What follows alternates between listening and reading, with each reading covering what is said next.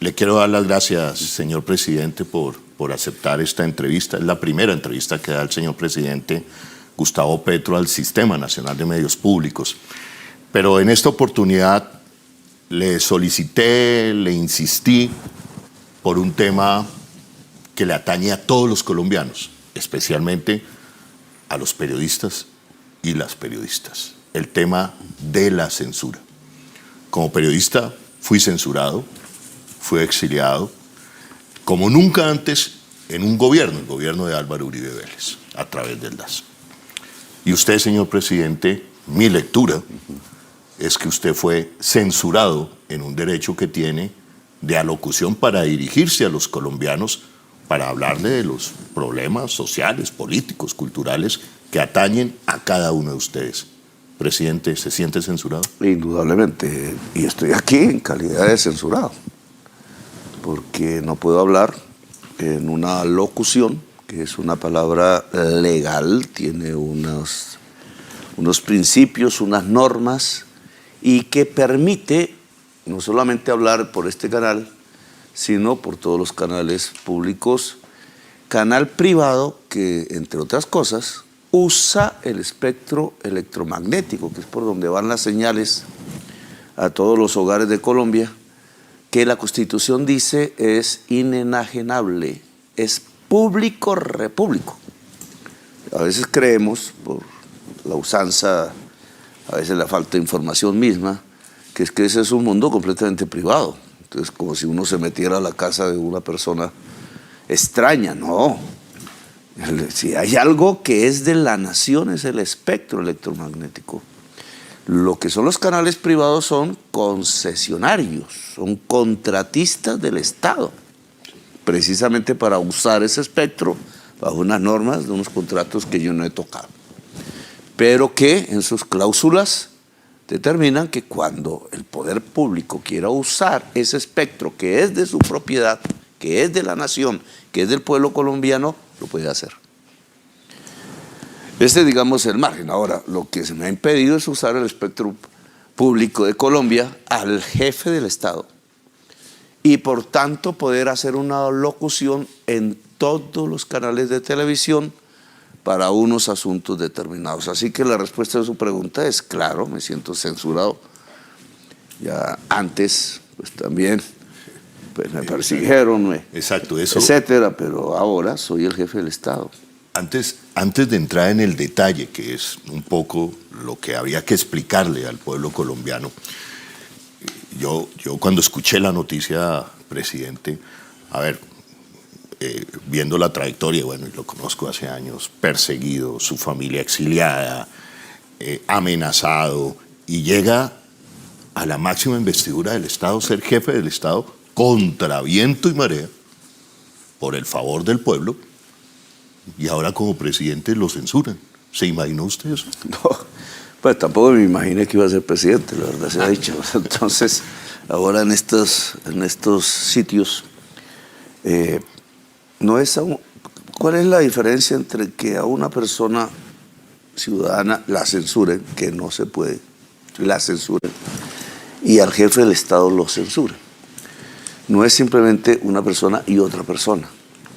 El presidente de la República es un mandatario del pueblo que lo eligió, en primer lugar, y de la sociedad toda. No es cualquier cosa. El pueblo que lo eligió, en el caso mío, son 11,5 millones de personas. No están censurando solamente la persona que soy, Gustavo Petro, sino a 11,5 millones de ciudadanos y ciudadanas de Colombia. Puede que una persona cuando vea televisión, ay, ese viejo tan calor, eso pasa obviamente, pero porque haya personas que no les gusta, por razones diferentes, porque así es la sociedad, así es el individuo, no se puede censurar a un jefe de Estado. Están censurando la mayoría de la sociedad colombiana. Y están censurando a la sociedad, no solo a la que votó, porque en la Constitución de Colombia está establecido el derecho a la información, derecho a informarse, y de manera veraz, y para que, como la verdad no la tiene una sola persona, para que el derecho a la verdad pueda florecer en una sociedad, tiene que haber múltiple información. Entonces, más o menos lo que está pasando en la práctica es que la oposición, que es la autora de la tutela, ¿cierto? La oposición que tiene los dueños de los concesionarios de la televisión privada están en la oposición. Y entonces todos esos canales permanentemente hacen oposición. Entonces la sociedad pierde el derecho de tener otra visión. Otra lectura. Otra lectura para ella decidir. Bueno, ya es otro problema que pasa por su cabeza, que es censurar al presidente. Es al contrario de lo que usualmente sucede. Son los presidentes autoritarios, acaba de suceder en algún país del norte de este continente, dictadores censuran a sus críticos. Aquí es al revés. La oposición censura al presidente, actuando a través de sus influencias, pero de un mecanismo que fue una tutela puesta por miembros de la oposición. Entonces, digamos, aquí claramente no es, y esa es la diferencia y la gravedad del asunto. Aquí se está conculcando el derecho a la información, a la búsqueda de veracidad, no porque la encuentren en mí, sino porque encuentran posiciones diferentes a lo que van a escuchar en todas las horas, en todos los instantes, en todos los canales privados. Y se está conculcando algo que es fundamental en la democracia. O sea, se está más bien estableciendo una censura previa. Ajá. Está prohibidísimo en la democracia del mundo. Esto no es un problema solo de Colombia. La censura previa. La censura previa es propia de las dictaduras y el fascismo. Veíamos las imágenes que hoy le están dando la vuelta al mundo, es precisamente los grandes periodistas veteranos que cubren la Casa Blanca sacando sus computadores, sus documentos, porque la Casa Blanca les impuso qué podían preguntar y qué no podían preguntar. Digamos, eso inadmisible en una democracia que cada día se derrumba para algunos, como la norteamericana. Y eso no está pasando aquí, aquí pasa esa inversa.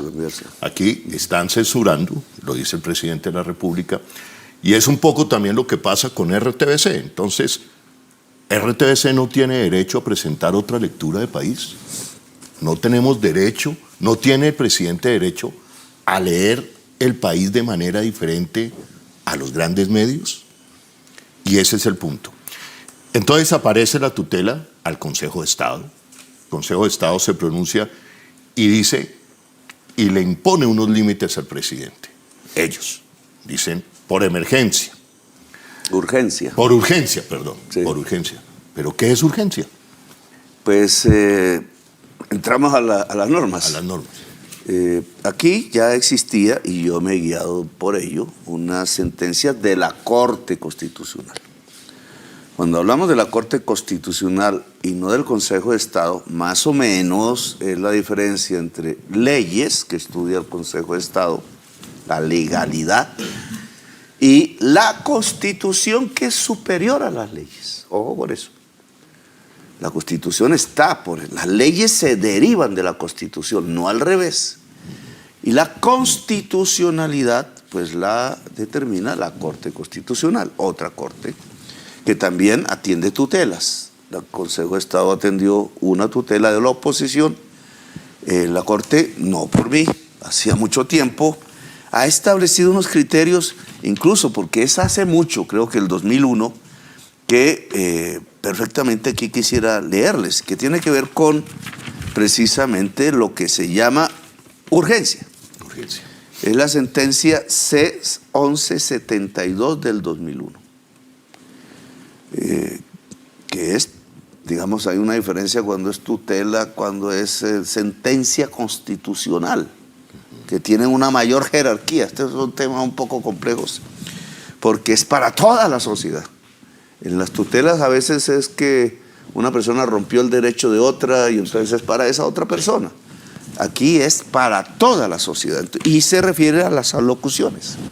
Alocución es el derecho del presidente de la República a través de todos los canales cualquiera sea su Públicos, denominación, privados, de expresar una comunicación hacia la totalidad de la sociedad que esté escuchando o viendo. Esa sentencia del 2001 dice: la alocución presidencial es un instrumento legítimo de comunicación institucional siempre que no se utilice con fines proselitistas. O sea, yo no puedo hacer campaña en una locución, sí, pues no para uno, porque no sería uno candidato per se, sino para otras personas, etcétera, sino temas.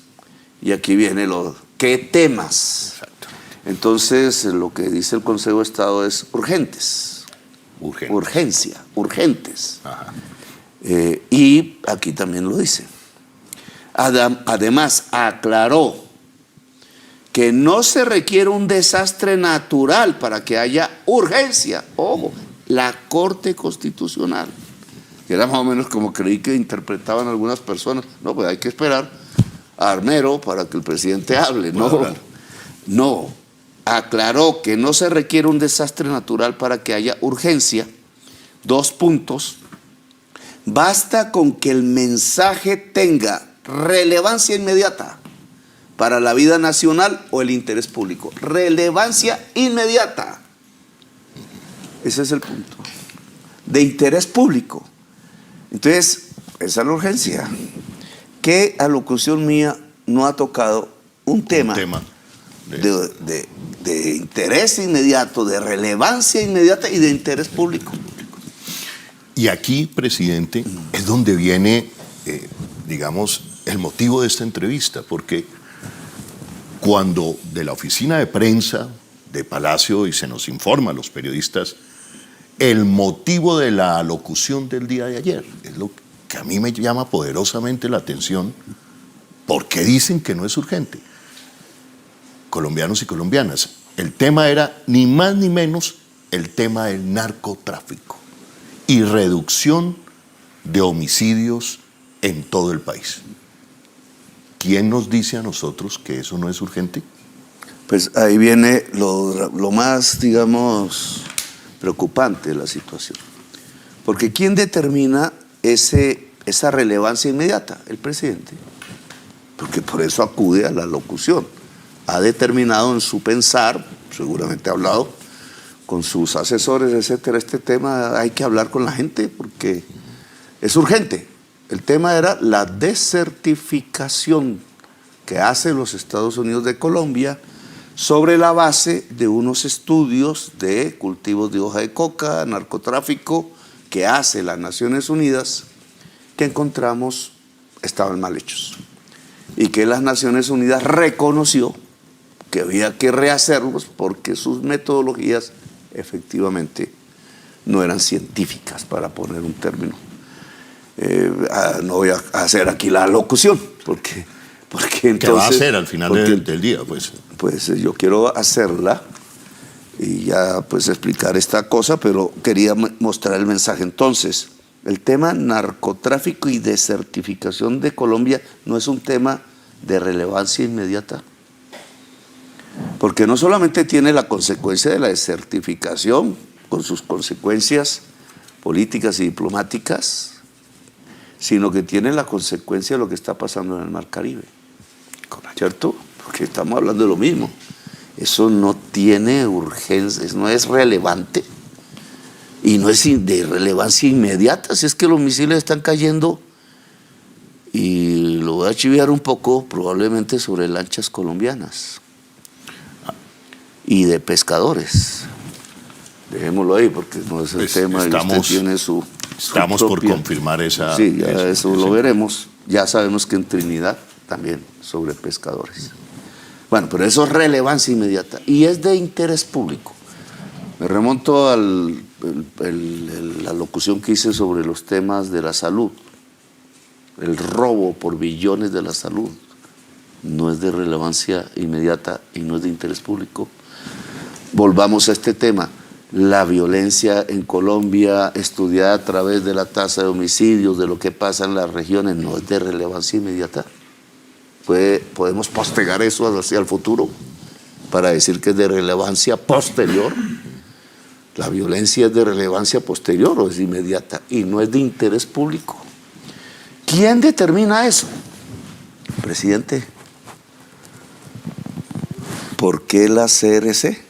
Sí, O sea, se tomó la atribución de determinar si lo que yo había escrito como temas era relevante o no. Y he ahí el problema fundamental.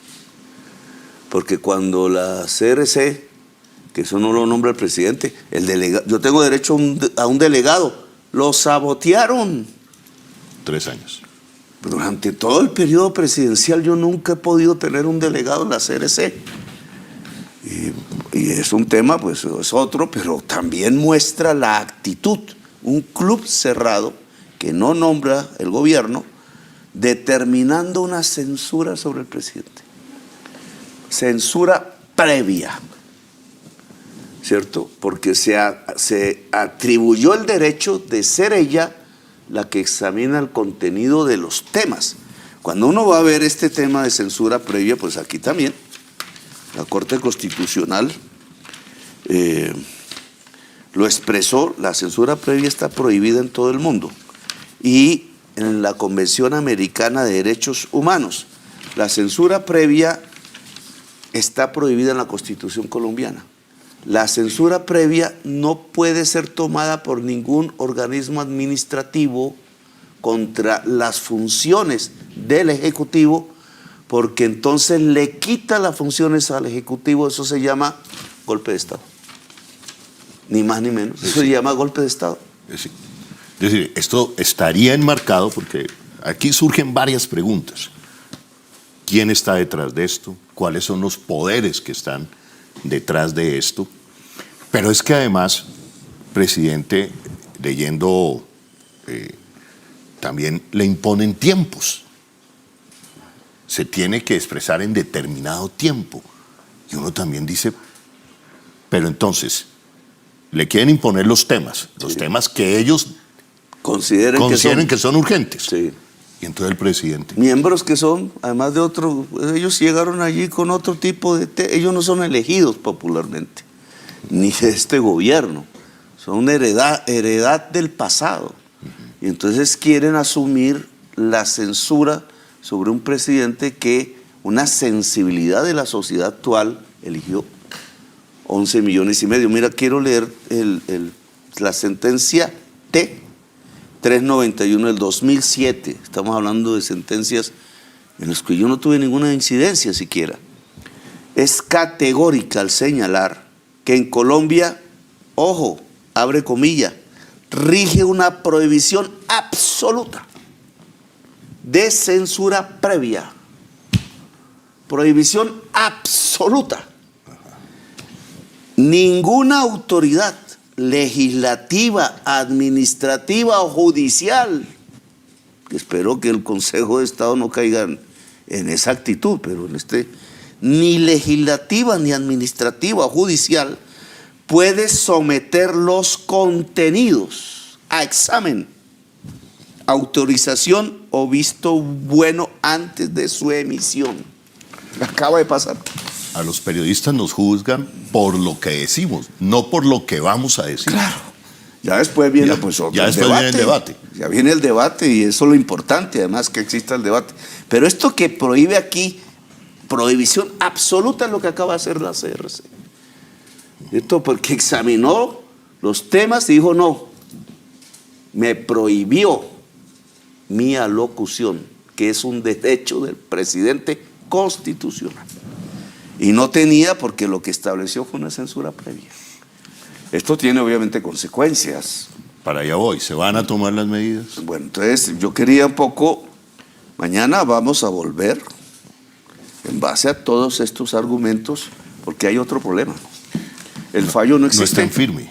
El fallo del Consejo de Estado sobre el que se basa la actitud de la CRC, se pidió una aclaración por parte de un funcionario del gobierno. La aclaración, hasta que no se aclare, pues no entra, y después pues habrá segunda instancia, etcétera, el proceso normal, pero en este momento ese fallo no es vigente. está en un periodo de aclaración precisamente con estos argumentos, con los argumentos de la Corte Constitucional. Y la CRC, ¿sobre qué base jurídica entonces tomó su atribución y abuso de poder? Se adelanta. ¿De hacer una censura previa sobre el presidente? No está el fallo en firme, y uno de los alegatos que está en discusión de impugnación precisamente es que entienden por urgencia.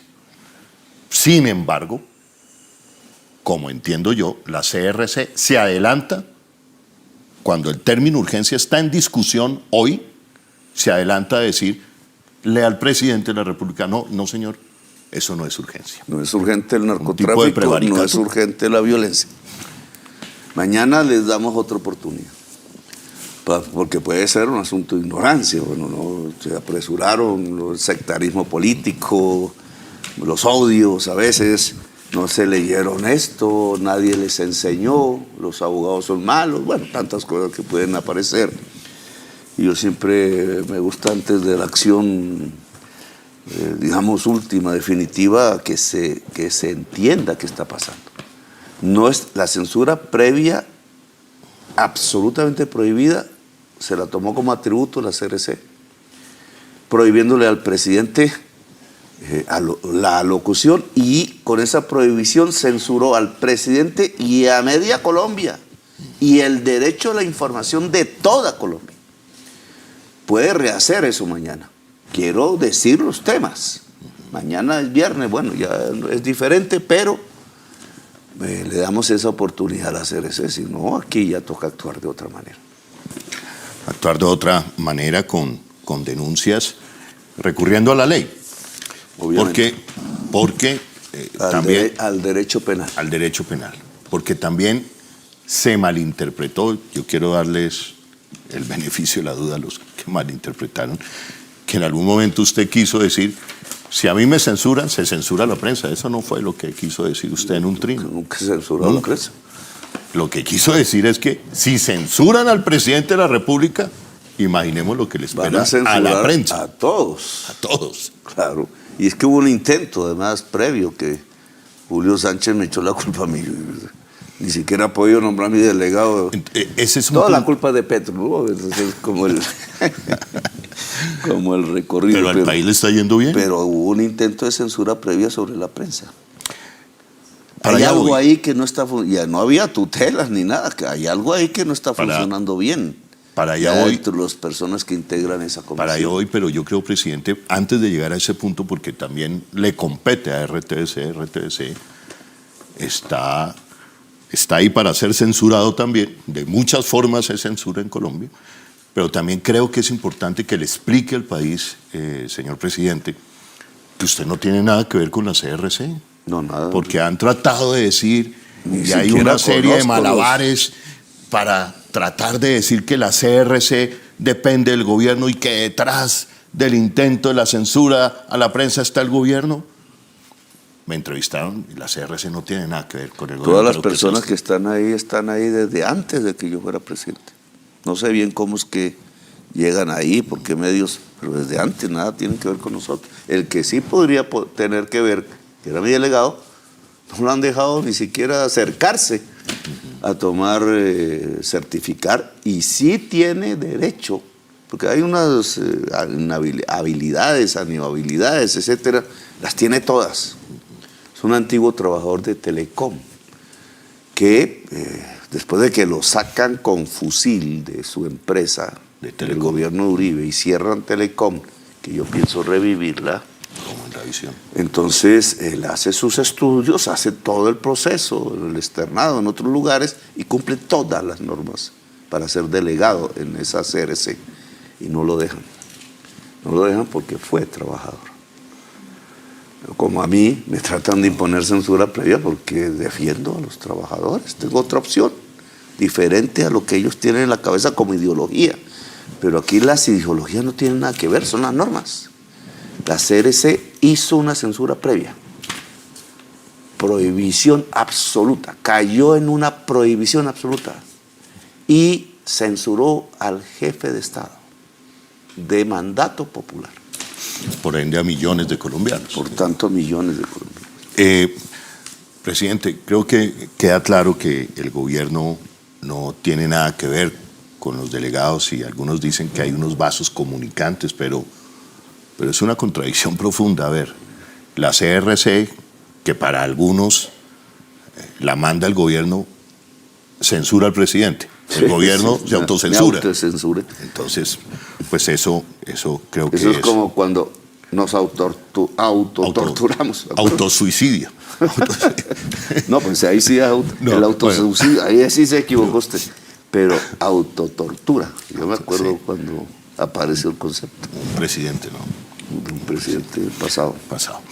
Bueno, usted preguntaba y se hacía la pregunta, presidente, ¿qué hay detrás de esto? Porque la comisión...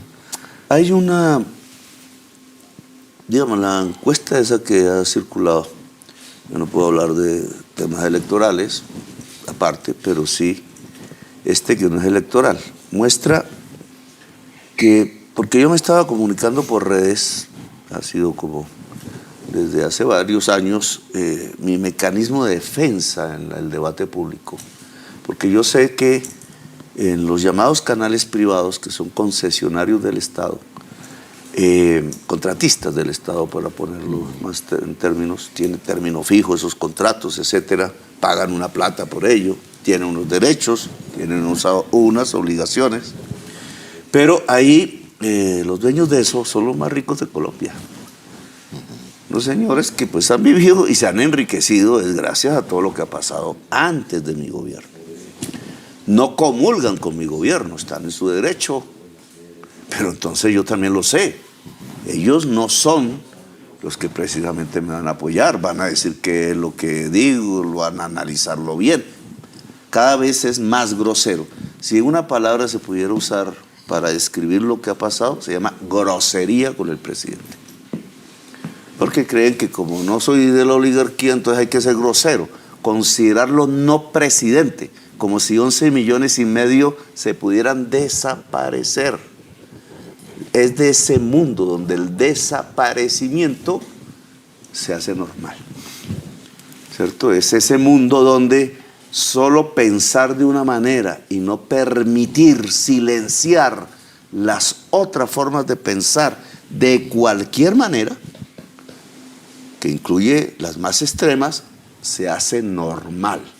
Es ese mundo que yo he visto en los últimos meses en Colombia, en donde un genocidio no importa. El presidente habla de un genocidio, pero ¿para qué habla de tan lejos? Porque cuando el genocidio es aquí en Colombia, tampoco les importa. Cuando el bombardeo sobre los niños es aquí en Colombia, tampoco les importa. Si ese misil cayó sobre una lancha colombiana y un pescador colombiano, tampoco les importa. Presidente, esas son las razones, esos poderes que hay detrás. Pero te iba a decir, no, es que lo que va mostrando es que apenas al lado de mi defensa en redes, que es limitada, empiezo a hacer las alocuciones contrastando la información mentirosa, sí, develándola y sobre todo mostrando los grandes hechos de corrupción, los móviles. Empiezo a crecer, en mi opinión favorable, una tendencia así que está llevándome a que ya casi tenemos una opinión positiva más allá de la mitad más uno de la población. El positivo de su imagen, sí, aumenta. Sí. Y eso usted lo cifra, lo significa en esa capacidad que tiene usted, como ningún otro presidente, digamos, de hablarle al pueblo colombiano, sí, a través de estas alocuciones. Se llama un don comunicacional, que pues seductor. Trato de explicar de mi corazón y de mi conocimiento lo que veo de la realidad colombiana, lo más dramático, obviamente. Lo que considero que es lo más clave, trato de hacerlo coincidir con lo que el mismo corazón de quien me escucha también siente y vibra. y hace comunicación, eso se llama comunicación. Así es, pero entonces como yo puedo hacer una comunicación relativamente eficaz con una parte de la sociedad, siempre hay otra que no le gusta. Entonces eso compite con la intención de que la sociedad colombiana solo vea una manera las cosas. Una manera que repetidamente esconde la gran corrupción porque se beneficia de la gran corrupción. Del sistema corrupto de Colombia, cuya base es siempre la economía ilícita, el narcotráfico, la cocaína en el poder. Entonces, crimen en el poder. Crimen en el poder que como está en el poder, entonces mata centenares de miles. Aquí ha existido desde el 48 10 gazas. Sí. No les importa una, menos las 10 gazas que ha habido en Colombia. Presidente, eso también está ligado, tratando de descubrir el por qué se atreven a una censura previa, que es una grosería y más aún. Es nazi. Contra el presidente de la Es nazi. República. Además, porque esas alocuciones estarán ligadas a que usted, creo que es el único presidente que faltando 8 meses para acabar el mandato, está en los indicadores y en los índices de popularidad. Y subiendo. Y subiendo. Es que lo que causa Ahí, histeria, porque esto es correcto. una histeria, Ajá. o sea, salirse de las normas, Para de allá. una frase como prohibición absoluta y hacerla, es histeria. Esa histeria en ese tipo de sectores de esa mentalidad arcaica y atrasada del pasado, bueno, para no hablar más, digamos, eso surge de la tendencia que están observando. No solo del volumen de la manifestación de Ibagué, sino de la tendencia. Es que la tendencia es así. De crecimiento De crecimiento en el último año ya más. a la figura de Gustavo Petro. La imagen positiva de Petro, que tiene implicación política, de la cual ya pues no puedo ya hacer deducciones. Pero yo sí, digamos, eso es lo que quieren atajar, es mi lectura. Y Quieren atajarlo silenciándome, amordazándome y rompiendo la Constitución y el Estado de Derecho. Y usted lo enmarca esto porque entonces el cuadro es no pasan las reformas. Sí. Desertificado bajo, lo hemos hecho en Noches de Opinión de Señal Colombia, bajo unos argumentos mentirosos. Sí. No puede hablar ahora, censurado, que tampoco el Twitter. ¿Eso qué cuadro va configurando? Gobierno de Estados Unidos retira el armamento que le habían dado a la Casa Militar para la protección del presidente. El bombardero del Caribe, el señor Trump, amenazando, ¿no es cierto? Hoy vi que amenaza a todo el mundo. Literalmente es una amenaza a todo el mundo, amenaza ya del España. España, ya los palestinos, los no sé qué, los mexicanos, los brasileños, pues los venezolanos, los colombianos. Es una cosa que tiene que resolver el pueblo de Estados Unidos, no nosotros. Ellos, como en Israel, es el pueblo de Israel el que tiene que resolver. Como en Venezuela, es el pueblo de Venezuela el que tiene que resolver. No nosotros, es el pueblo de Venezuela. Como nosotros tenemos que resolver nuestros problemas. Y ya en esta resolución de los problemas lo que hay que decidir es, seguimos con una visión vieja y única en donde el que se atreve a pensar diferente se muere, porque aquí no es que lo exilian, aquí se muere, o hacemos una democracia. Y una democracia es esto que estoy haciendo en el sentido de que la prensa del capital habla, pero la opinión y el poder público habla también en su versión de un mandatario elegido por una población que no pertenece al gran capital ni se le arrodilla. Y entonces lo que puede haber, el conjunto de las personas es un debate permanente, y el debate es lo que permite la democracia. Entonces, queremos una sociedad de unánimes robots. Correcto. Condenados al rebaño que va al matadero mientras les esculcan los bolsillos, o queremos una democracia. No puede haber debate con una sola visión. de vida, de mundo, de país. El esfuerzo que hace RTBC es por tratar de buscar otra lectura de país. ¿Tenemos derecho o no tenemos derecho? Claro que tenemos derecho.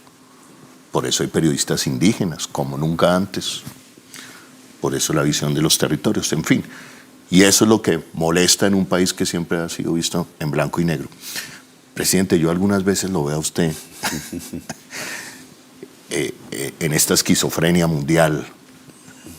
El señor Netanyahu cohetes, el señor Trump, quien habla más duro y quien es más grosero. Y mientras tanto el pueblo, y yo me lo imagino usted con una banderita, paz y amor, paz y amor. No sé, ¿cómo se siente? La palabra. Digamos, hay tres el poderes. Argumento, hay la ciencia. Tres poderes, ¿cierto? Bueno, hay muchos, pero aquí en los últimos meses se expresaron cuatro poderes, diría yo. Bueno, pasamos a otro tema, pero ya usted me está entrevistando como periodista. Es que no puedo perder. Bueno, el poder de los misiles, el poder de destrucción, es una extorsión al mundo, a la humanidad. Tengo el poder de aniquilarlos a todos. Ni más ni menos. El poder de la muerte total. Eso le llaman omnicidio. Omnicida. Yo, como país o como jefe de Estado, tengo el poder, porque el país tiene eso, el poder de aniquilar a todos los demás. Ese es un poder. El poder del dinero. Además de que tengo el poder de aniquilar a todos, si quiero, tengo todo el dinero que quiera. O por lo menos más que ustedes. Ustedes son más pobres que yo. Eso es otro poder. El poder de la palabra. La palabra tiene poder. Siempre. Es un dicho popular. La palabra tiene poder. He demostrado que la palabra tiene poder. Ahora lo pongo un poco en orden. Y el poder de la multitud en la calle. Si ponemos esas cuatro cosas, entendemos qué pasó en esta semana. Porque toda la derecha estaba en un festín. Y gracias a Trump se alcanzó la paz no se alcanzó. Era un cese al fuego que parece que está desbaratando, ojalá no. Un intercambio de rehenes, parece que incompleto, bueno, pero lo hubo. Hay unas personas que están rehaciendo su vida porque debe ser muy difícil. Pero cuando empieza ese festín de la extrema derecha mundial, con todos los canales de los cuales son propietarios, porque es el poder del dinero que tiene la comunicación mundial. Y de las plataformas. De las plataformas que ya están. Entonces todo pareciera el paraíso. Entonces aquí había gente que le decía a uno, ahí por el Twitter, en cambio usted no pudo. Pues es que el que podía era el que estaba haciendo el genocidio. Hasta ignorante, ¿no? Pues si es que son ellos los que están tirando las bombas, ¿quiénes podían detener las bombas? Pues los que las están tirando. Los genocidas y los cómplices de los genocidas. Pero ¿por qué ellos deciden detener el genocidio por ahora? Pero que es definitivamente unas niñas, unos muchachos en una flota, 50 países, los detienen y arbitrariamente, otro crimen, porque es en aguas entre esas dos colombianas jóvenes, Luna y Manuela. Eso provoca, y cogen a Greta, la torturan, la sueca, la niña sueca, la muchacha, bueno, porque no es un lenguaje ahora. Joven. Bueno, la joven, la torturan, la humillan, y Europa reacciona, más que nosotros, pero Colombia también reaccionó. Colombia reacciona, el mundo reacciona Europa. Los gobiernos de Europa que estaban apoyando a Israel es donde se producen unas manifestaciones que yo creo que nunca se habían dado. Holanda, Italia, iba ya a prepararse la huelga general. Francia. No, la huelga general ayer 15 sí. Salió en España. Huelga general. Porque España, Italia, Grecia, es decir, yo lo puse en un título, Europa entra en un momento constituyente. Entonces los gobiernos, yo hice las cuentas de la OTAN, que se está unido la mayoría, 17 a favor de Israel, de no rechazar, 15 en contra, y Francia decide que estaban los 17, no, vamos a reconocer, y otros gobiernos.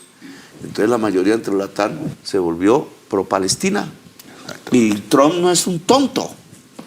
Trump empieza a ver que se va quedando solo y entonces él le hace un codazo a Netanyahu y dice, papá, o usted para o le quito el apoyo. Y ahí se produce el problema. Entonces, ¿cuál es la cadena de los poderes? No voy a decir que con mis palabras, no. Ayudó en las Naciones Unidas.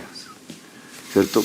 ¿Qué sintió Trump y Netanyahu en Naciones Unidas? Que estaban solos. No por mí, lo que pasa es que el mío les dolió. Las palabras, y les dolió no porque fueran groseras, sino porque dije que ni el pueblo de Israel es el pueblo elegido de Dios, ni el pueblo de Estados Unidos es el pueblo elegido de Dios, el pueblo elegido de Dios es la humanidad. Eso fue lo que les dolió. Y vincular el tema de su excusa neofascista, racista contra los migrantes, que es para coger un electorado muy rápido y ocultarle la realidad del mundo, que es que vamos al colapso climático por estar usando petróleo y carbono, y volvió a hablar Trump de eso. No me meto a quitar el carbón del uso de los barcos, no sé qué. Pues vamos para la muerte, porque eso lo dice la ciencia. Entonces Trump es anticiencia, negacionista climático. Es así la extrema derecha. La derecha no cree en la ciencia, cree en pasiones, en fundios. Pero la ciencia es un atributo que es lo único que nos permite ver la realidad. Pero vuelvo otra vez al tema. Entonces la palabra sirvió, tuvo poder, se sintieron solos. La palabra de todas las naciones en Naciones Unidas, incluida Colombia, que se puso a la vanguardia. La flota, la reacción inmediata, no, porque ¿qué era lo que decíamos? Ya se acabó el tiempo del discurso, toca la acción. Que ejército de reconstrucción, meterse, va la flota, se atraviesan con soberbia, torturan, ponen presos y estalla Europa. Y al estallar Europa se lleva a Trump porque no puede perder a Europa. Se queda solo. Y los presidentes de Europa entienden el llamado constituyente, digamos. El momento constituyente. En RTS precisamente el lunes 15 de octubre, cubrimos la huelga general en España, con 2 puntos, Madrid-Barcelona. En un ejercicio de concepción de la televisión pública, en que eso lo tiene que ver Colombia. Sí. Unas movilizaciones masivas. Colombia tiene que ver el mundo. Correcto. Y le voy a contar una anécdota. Cuando el periodista decía a los marchantes, Colombia, la gente, Gustavo Petro. Sí, que lo dije. Pero aquí creen que es golatría. Es golatría. Entonces, porque por eso no le dejan ver el mundo. ¿Cierto? Estos canales en su burbuja, pues es Miami. Ciertas cosas del mundo triviales. No le dejan ver el mundo. Y si Colombia ve el mundo, descubre varias cosas. Que el mundo no es como se lo pintan.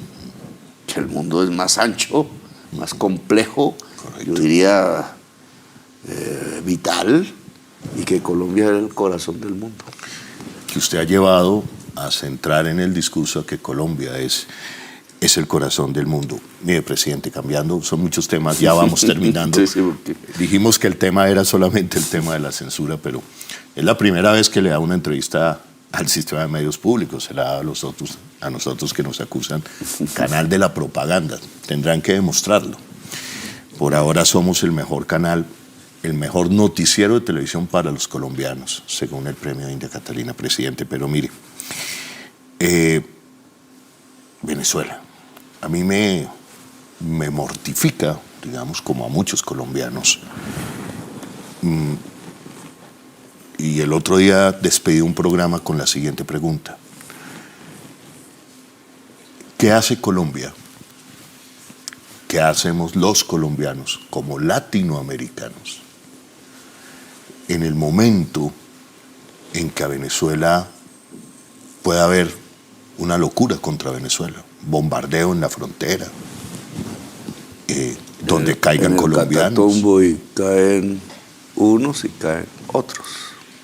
Y siento que en Colombia, digamos, no, en la opinión pública no hay una sensibilidad para dimensionar lo que eso significa y cómo puede afectar a Colombia y la paz de la región. Usted hace muchos años, presidente, dijo que lo que estarían viendo, lo dijo hace como 5 años, se lo escuché en una conferencia, era la balcanización. Sí. Libia, Lo el laboratorio. que hay en Medio Oriente. Correcto. Es que es parecido porque estamos hablando del petróleo. Correcto. No estamos hablando del narcotráfico, eso es carreta. Eso es una mentira. Mira, en San Andrés y Providencia, en el mar territorial, llamémoslo así, colombiano, en San Andrés, colombiano, gracias a que este gobierno ganó. Por primera vez desde no sé cuánto, un siglo, por primera vez dejamos de perder territorio. Porque este ha sido un país de perder y perder y perder territorio. Bueno, pero esta vez, y en ese mar, en el año 24, en lo que llevamos, van 33 toneladas de cocaína incautada con ayuda de inteligencias, porque esto no es un trabajo solo, pero fundamentalmente colombiano, de la Armada. 34 toneladas, ni un solo muerto. Es un ejemplo de que lo que se está haciendo es arbitrario. ¿Cierto? ¿Cuántas toneladas llevan? Como 3. Pero van 27 muertos. Hasta. Y posiblemente trinitarios, ya sabemos, colombianos, no sabemos todavía si venezolanos. Y va 27 muertos para 3 toneladas. Cuando Colombia ha demostrado que incauta 34 toneladas sin un muerto. Incluso, yo creo que en toda nuestra incautación total, que se acerca a 1000 toneladas, ningún muerto. Y entonces, pues obviamente no están en eso. Van es por el petróleo. Es decir, la economía fósil que llamo. La muerte. El uso intensivo del petróleo, más y más petróleo porque hay que ganar más, producir más y vender más, el capitalismo, pero basado en el petróleo, pues ese más y más se vuelve más y más en la atmósfera, y más en la atmósfera la muerte total en el planeta, incluido la humanidad. Ese es la ciencia, lo sabemos, ese es el dato. Trump no cree en eso, ustedes dele, quiere el petróleo, y Venezuela es un mar de petróleo. Pero entonces, cuando eso ocurre, no es sino ver dónde había más petróleo, Medio Oriente. ¿Qué pasó allá? Lo mismo. Que las armas de destrucción masiva que nunca existieron. Mentira aquí, mentira allá. Entonces, aquí la mentira es el narcotráfico, que llega el fentanilo en el mar. Nosotros no tenemos industria para producir fentanilo. No. Fentanilo lo producen en Estados Unidos y se lo consumen en Estados Unidos, ojalá nunca aquí. Y eso sí que 100,000 muertos al año. Eso sí que es, pero ellos no miran eso. Ellos quieren mirar, esto es para el petróleo. En el Medio Oriente lo que quedó fue un mar de estados destruidos, invadidos, después abandonados, ciudades como Gaza destruidas y unos organismos armados, no estatales, de X nombres, ISIS, no sé qué, si sé cuándo, usando la religión, extremistas de derechas, matando mujeres, esclavizando mujeres.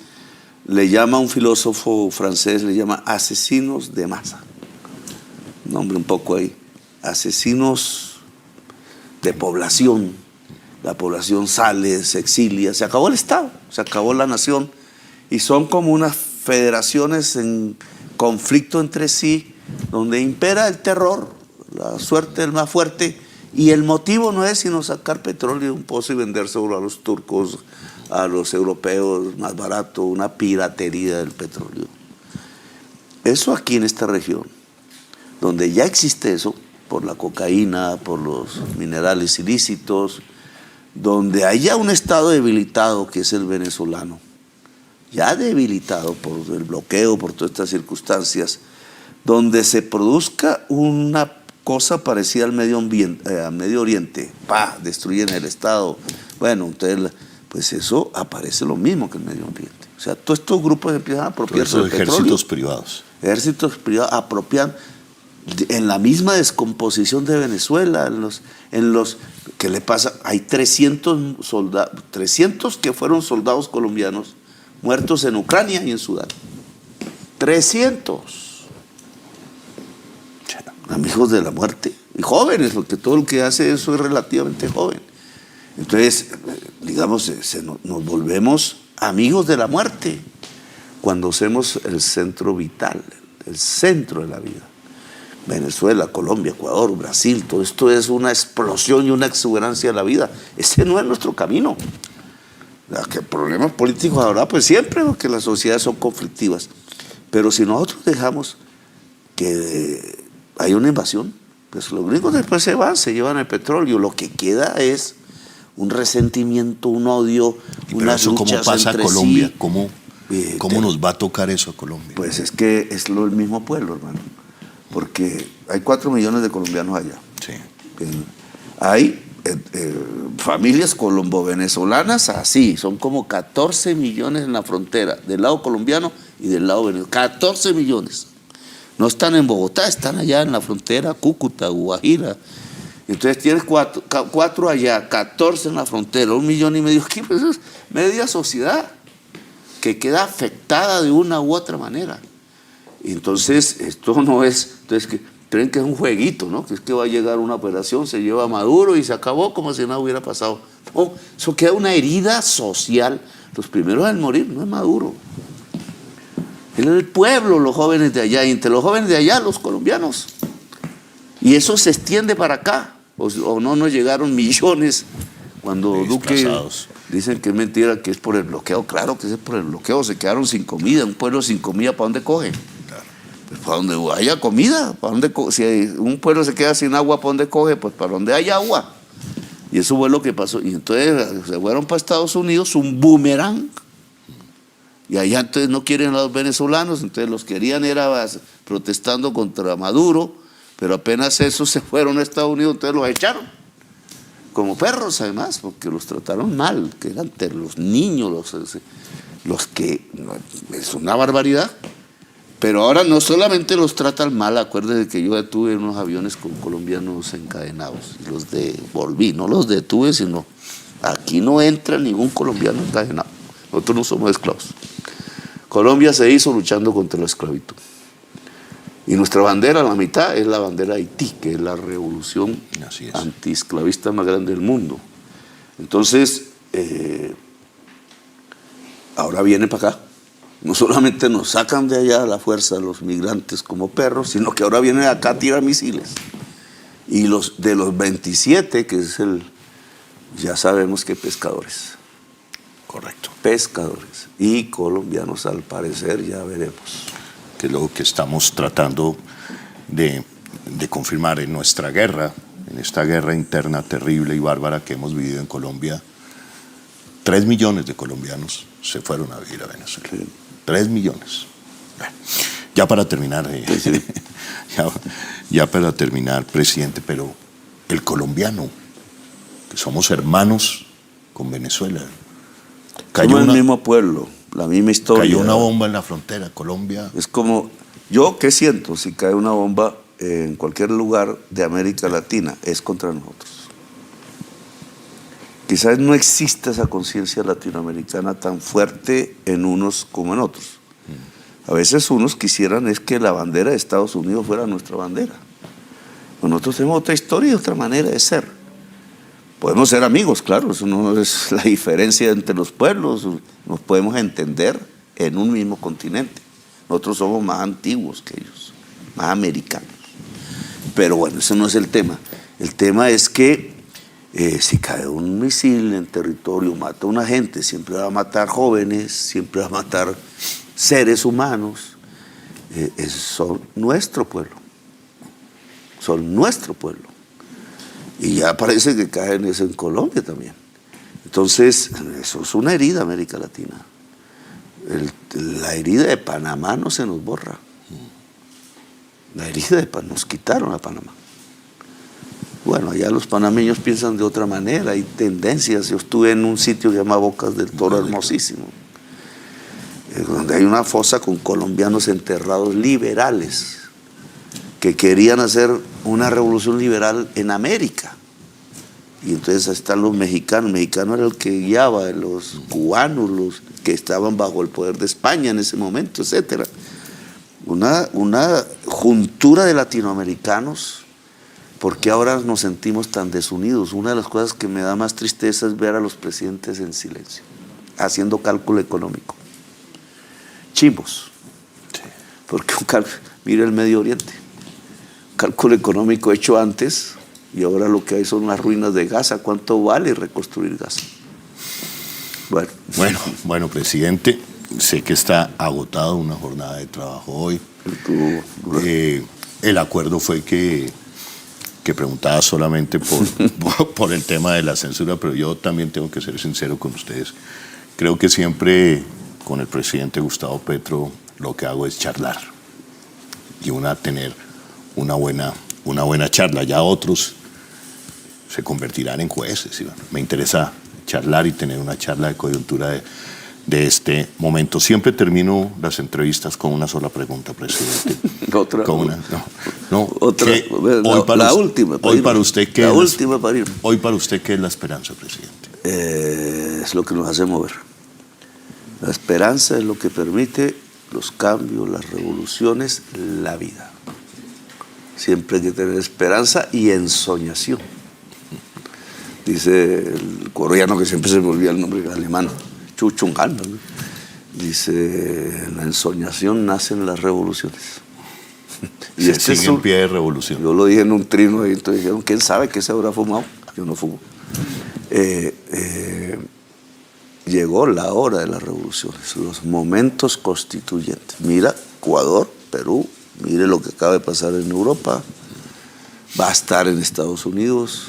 Hay una reconfiguración del mundo porque la institucionalidad que hasta aquí nos trajo ya no sirve. Ya no produce sino genocidio y no sabe reaccionar ante un genocidio. Bueno, presidente, muchas gracias. Vale, listo. Gracias por estar en el sistema de medios públicos.